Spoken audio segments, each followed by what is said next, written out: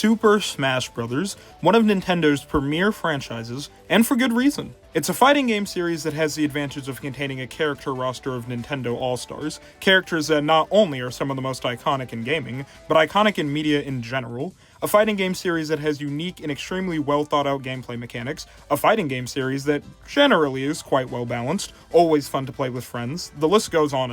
And the community behind these games is amongst the most passionate and dedicated you'll see in all of gaming. From the events to character reveal announcements to fan-made gameplay concepts, Smash Bros. Is a game series unlike most others in my opinion. Despite all of that praise though, I've never really been into Smash all that much. I've always had fun with it whenever I play it at a friend's house, and I don't think the games are bad at all, far from it. It's just, for the longest time, I didn't really have much exposure to the series besides Ultimate, and combined with being pretty unskilled at fighting games, Smash never really clicked with me. Recently though, I've been playing a bit more of Ultimate and learning more about the older games, and Smash has become a lot more interesting to me, which, amongst other things, has made me start to really ponder the question, how would I cut the Smash Ultimate character roster in half? I'm sure if you clicked on this video, you're already aware, but for those that aren't, Smash Ultimate contains 89 characters, which is not only the largest in the series' history, but is one of the largest rosters for any fighting game in general. Some people think we're at the perfect amount, and actually hope the next game adds even more, but I do honestly hope the next game cuts down a bit. I think Smash could benefit from having a trimmed down character roster. It would make the game a fair bit more accessible for casuals such as myself, and would also make it less daunting to tweak veteran characters' movesets to be more unique and special. And, you know, maybe instead of Lucario, we could get some Rhythm Heaven representation, Nintendo? But hey, why not we take that spirit of trimming down the roster and take it to the extreme? Plenty of people have done this concept before already, but given how I'm much less qualified to talk about Smash Bros., I just figured it would be kinda fun. And that's all this is, fun. You don't have to take my opinion seriously, but I will try to have actual reasons for removing most characters, typically based off of the following criteria. Number 1, series over representation. Smash is a celebration of Nintendo first and foremost, I'm aware, but some of these franchises featured just have too many characters. I'm of the opinion that the bigger the franchise, the more representation it deserves, but even with that in mind, some of these series just need to pump the brakes. Number 2, not iconic enough. Look man, I don't want to be that guy because no matter what, I'm gonna piss someone off, but if we're talking cutting down this roster, let's be real, why are some of these people here? Number 3, you are skippable. This could be confused with number 2, but it's less of the character not being iconic and more so just they're frankly not necessary inclusions to me, maybe even kind of out of place. So, with those 3 main criteria out the way, let's get on with creating this new roster. To do this means going from 89 characters down to 44, which is trickier than it seems. For starters, this entire top row besides Dark Samus has been in every Smash game since the beginning, and due to that, in my opinion, a Smash roster isn't complete without all of them, so they're all staying. And also, while it may be a bit silly, I'd like to keep Mii Brawler, Sword Fighter, and Gunner, since I feel they serve as the most general options for players, plus they have a bunch of fun costumes. So right off the bat, that means 1/3 of our new roster is already set in stone, and we can only make 29 more final choices. Luckily, there are lots of easy pickings for us to terminate. I'm making an executive decision that any clone characters, Echo Fighters, and characters that play too similar to someone who came before them don't need to be here. This includes, and bear with me here, this is a long list, Dark Samus, Zero Suit Samus, Daisy, Dr. Mario, Sheik, Pichu, Falco, Lucina, Chrom, Young Link, Toon Link, Lucas, Dark Pit, Ken, Richter, and Isabelle, eliminating 16 characters. Now before you get at me, yes, I'm aware that characters like Sheik and Zero Suit Samus aren't classified as Echo Fighters, and have never been classified as clone characters in any of their appearances in the series, but considering they both have a character who, like, is them, I feel like they can be cut. As for everyone else, yes, some of them are fairly unique from their counterpart and can allow for quite different playstyles. I myself much prefer playing as Toon Link compared to regular Link, for example, but if we're cutting the roster in half, these guys are just too similar to their originals to warrant keeping them in. I say just turn them into costumes. So that already got rid of a good chunk of characters, but there's still quite a bit more we can do. Like I said earlier, some of these series have too much representation, and the biggest offender of this is the amount of characters from the Fire Emblem series. I do apologize to Fire Emblem fans because I'm sure y'all are tired of hearing this, but does FE really need to have 8 characters in Smash? I know nothing about the series, and I already got rid of Lucina and Chrom, so I'm just gonna remove every FE character after Roy and call it a day. I hope Marth and Roy are good mascots for Fire Emblem. 2 other franchises that hog up a lot of spots in the roster, though, are Mario and Pokemon. These at least make sense having a lot of characters, considering Pokemon is literally the biggest media franchise of all time, and Mario is also pretty high up there, but combined, their characters take up 19 slots on the roster, which is far too many.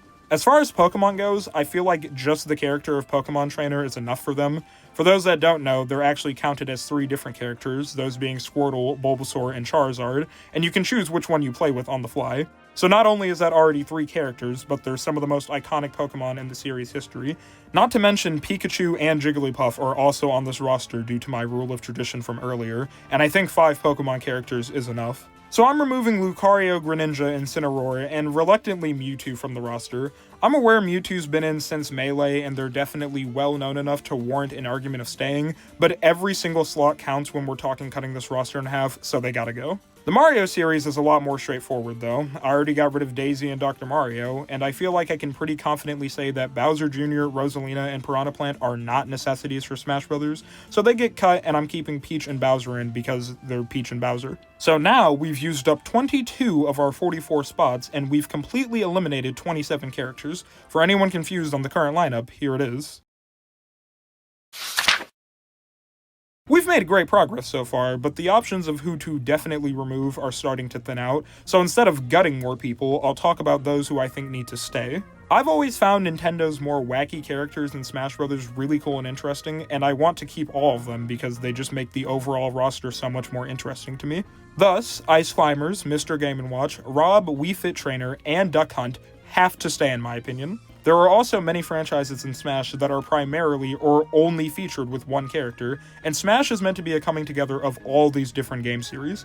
I would like to keep all the characters that fall under this category, but if I do that, I'm gonna blow past my limit of 44 characters, so I'm gonna have to be smart here with my decisions. Zelda, Olimar, Villager, and Inkling obviously are staying in. They all hail from very well-known Nintendo franchises, so those are no-brainers. Little Mac, Shulk, Pit, and Bayonetta are certainly from much nicher Nintendo series, but they still merit remaining in this roster, especially Bayonetta. I like this game. And Sonic, Mega Man, and Pac-Man are not only some of the most iconic characters in all of gaming, but they each have pretty deep history with the Nintendo in one way or another. They have to stay too. Now, though, we've encountered an issue, because doing all that has just put me at 38 slots used out of 44. Yikes. It's actually crazy just how difficult this is, because there's still a lot of characters I want to keep, but we're gonna have to start making more difficult decisions soon. Thankfully, there's still some folks who I think can get the boot without much question. Wario, Diddy Kong, Palutena, and King K. Rool are all fun characters, but do I think they need to stay? I mean, besides Wario, all of these guys have series representation via other characters already in the roster, so I don't think this is that bad. I know getting rid of Diddy Kong and King K. Rool leaves DK as the only Donkey Kong series rep, and for how big of a franchise it is, that's doing them a bit of a disservice, but a world without Diddy and K. Rool in Smash is like a world without Arby's. We would live. But here is where things get extremely tricky. I only have 6 slots left I can fill, but there are still 20 characters who haven't been booted, and pretty much all of them have valid reasons to stay in. I am of the opinion that Smash Bros. Should be much more a celebration of Nintendo than it is gaming in general, but most of the people we have left are third-party characters, and most of them have had very notable history with Nintendo's legacy, and others just come from huge franchises, to the point where it'd be kinda silly to not include them. At the same time, though, of those 20 characters left, a fair chunk of them are extremely iconic Nintendo All-Stars, and it would feel just as silly to leave them out.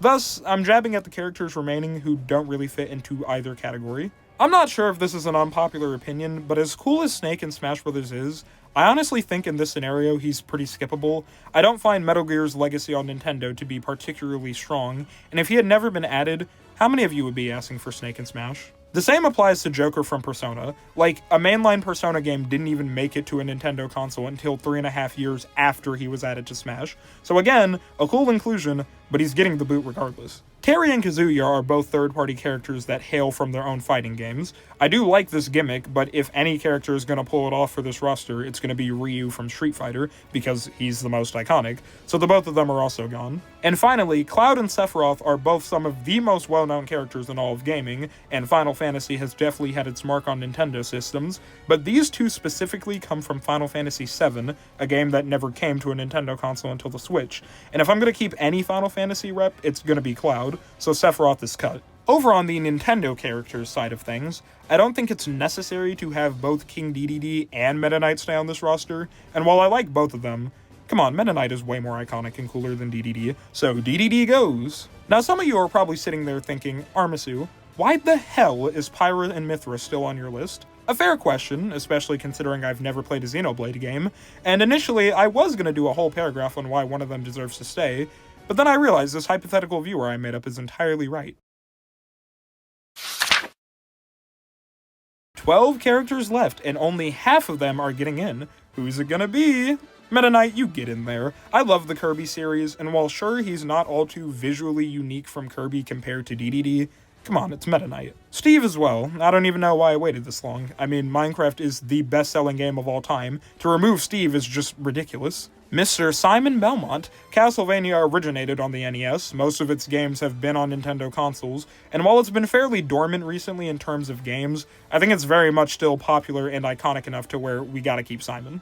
Sora from Kingdom Hearts. Now, I'm sure a lot of people view Kingdom Hearts as more of a PlayStation series than Nintendo, and I kinda do too, but a good chunk of the games have been Nintendo console exclusives, and you can play a lot of the series on Nintendo Switch, even if they are cloud versions.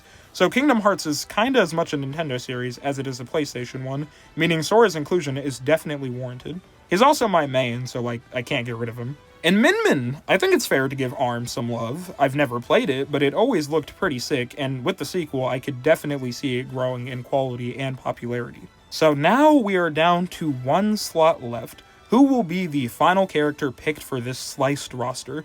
Well, it's not going to be Ganon, Wolf, or Ridley. I know someone out there is going to grill me for removing Ganon, yet keeping Min Min.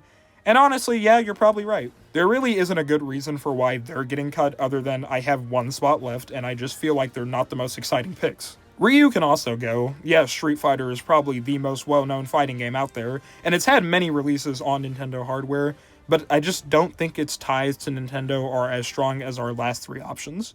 Cloud from Final Fantasy, Hero from Dragon Quest, and Banjo and Kazooie. All of these fellows have very strong arguments on staying in the roster. Like I said earlier, despite FF7 never having been on a Nintendo platform for the longest time, Final Fantasy has still had a very close history with Nintendo. I mean, the series literally originated on the Famicom. Dragon Quest is a very similar story to Final Fantasy. It's a beloved RPG series that originated on the Famicom, but Dragon Quest has stayed even closer with Nintendo than Final Fantasy. While not all initial Nintendo exclusives, you can play every mainline Dragon Quest game on Nintendo platforms, and nearly every single spin-off too. And Banjo and Kazooie is like the mascot of Rare, a company that used to have very close ties with Nintendo before getting bought by Microsoft, particularly in the N64 era, providing some of its most iconic games like GoldenEye and, well, Banjo Kazooie. So, who wins out of these three? I think I have to give it to Hero. There's a chance I have absolutely no clue what I'm talking about with any of this, because I've never played Final Fantasy or Dragon Quest, but it just seems like Dragon Quest is much more of a Nintendo thing than Final Fantasy is, and as for Banjo and Kazooie, I mean, as awesome of an inclusion as they are for what they represent, I just don't think they hold a candle to the legacy Dragon Quest has. So there we are, my definitive cut, smash, and half roster. Maybe this is a really typical list, maybe it's not. I am sure that no matter what, I've upset somebody for my opinions here, but that's okay, because at the end of the day, all this really was an excuse to remove Lucario from the roster.